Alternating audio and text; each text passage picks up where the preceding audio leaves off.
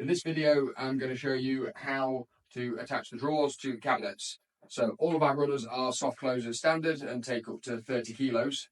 And we're going to use the Euro screws, the stubby ones, in holes 4, 6, 11 and 14 into the pre-drilled holes in the cabinet.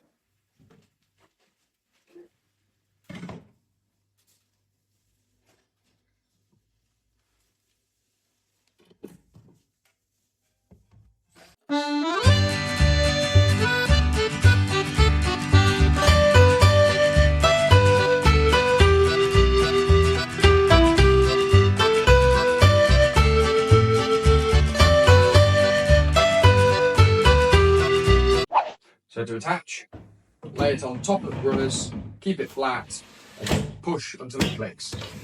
Open, close. Just open and shut it once or twice to make sure it's fully attached. Give it a tug upwards to make sure it's firmly on. To remove a drawer, underneath you'll see the clips that you attached before.